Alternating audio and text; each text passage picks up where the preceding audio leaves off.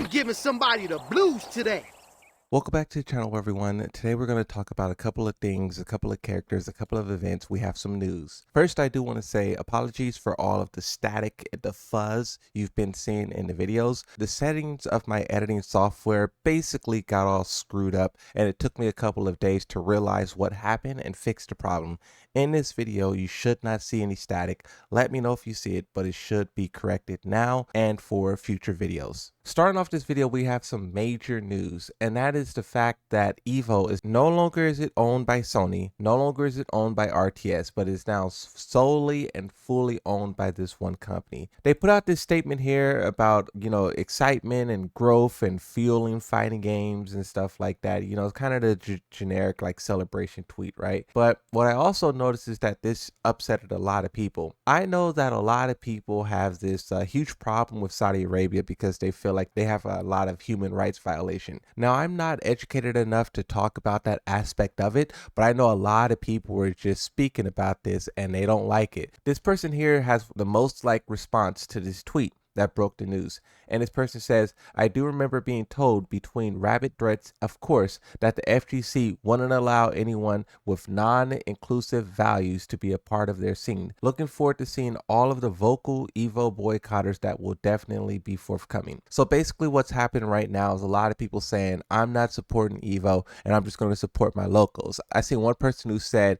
Combo Breaker is the new Evo. I'm not going to Evo anymore. You can see that people don't like them, and we'll see if this affects their numbers, right? Evo's pretty massive. Twitter sometimes is a vacuum, and it doesn't necessarily speak for all the players. On the topic of tournaments, what I will say, the fact that all of these tournaments are starting to be bought by other companies and you have other companies step in, we're seeing a shift in how content creators can interact with it. Brawl Pro received a copyright strike for uploading matches of Esports World Cup. He says that he only had permission to restream it on Twitch, but not YouTube. When I seen this, I had to take down a couple of videos preemptively because I'm not trying to get any strikes. But I think going forward, whenever we're talking about tournaments, I'm gonna have to use my own matches because it's just too risky. When I'm trying to talk about the tournament, the game, the players, and then you have these organizations who don't want to let players of the game react to it, then I just have to do different things, right? And not to be repetitive, but you do have a lot of people breathing down the neck of the developers currently. Like, this is one tweet here that has a lot of likes and is talking about what people want for this game versus what we got for the game.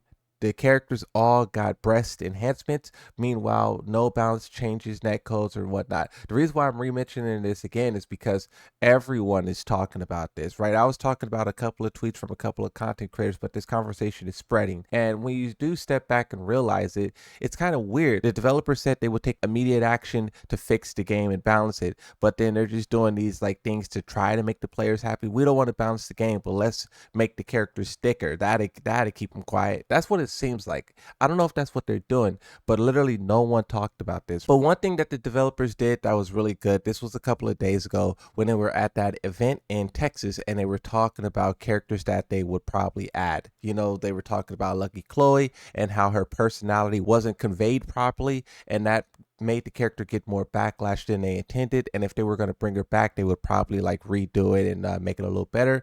They were also talking about some guest character ideas they wanted to do, like John Wick, Deadpool, Mike Tyson, and Donald Trump. And all of those ideas failed for a different reason, where some was too controversial, talking about Donald Trump, but then some had too many like conditions around it. Like for Deadpool, Marvel wanted them to not only do Deadpool, but a list of other characters. And it was like, we can't do this, we have other things we want to focus on. So it didn't fall through.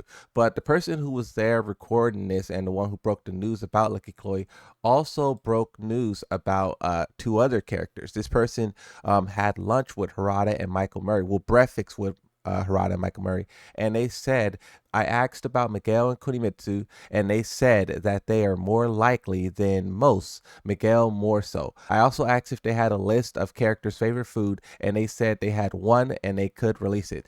This is the first time where Harada and Michael Murray addressed Miguel and Kunimitsu.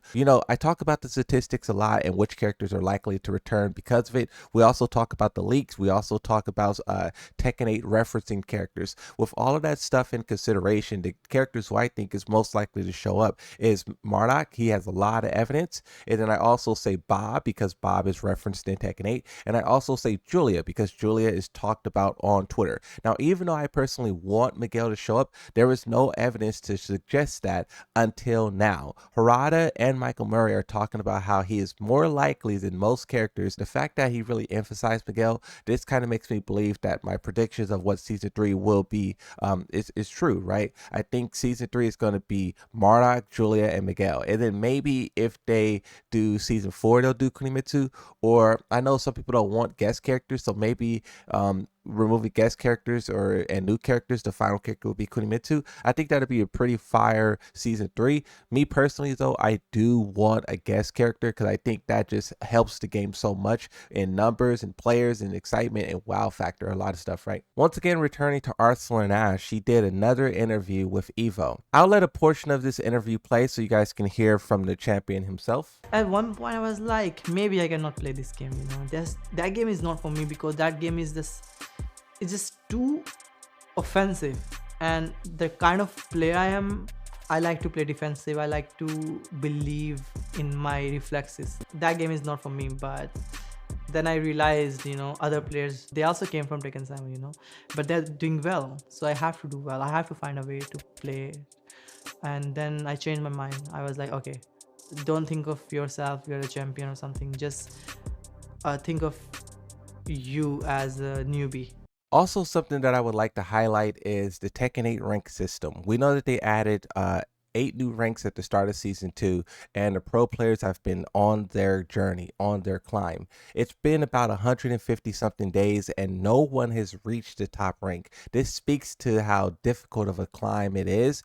The closest person is the Law main Ninja Killer. He's at 5, but he still has 3 ranks to go. I do know as well, like if you look at number 2 on the list, from what I see in the comment section, this is a very known cheater who created 3 separate accounts under 3 different names, and they're trying to just play the game and boost. Tekken has taken action against some of these guys, but they continue to cheat over and over and over again, and they continue creating new accounts.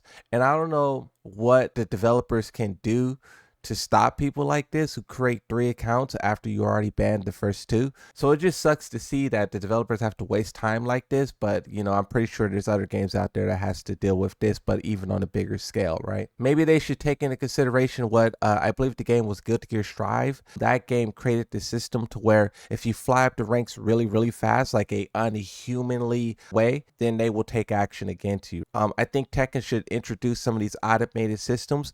Lastly, you have Ed Boon. He says Mortal Kombat's story has gotten so big that the only direction was to shrink it down again. It's ridiculous. I mean, a Mortal Kombat channel on Twitter says the only direction was to shrink it down, so they decided to go back to 0, then immediately into the multiverse and make it big again. Mortal Kombat 1 did a reset and everyone loved it. But then as soon as they got to the multiversal plot line, it all fell apart, and even their DLC was so ruined by it. I think Mortal Kombat specifically has to lock in on their games, on their stories, and you can even apply that same logic to Tekken a little bit, but Mortal Kombat is really slipping.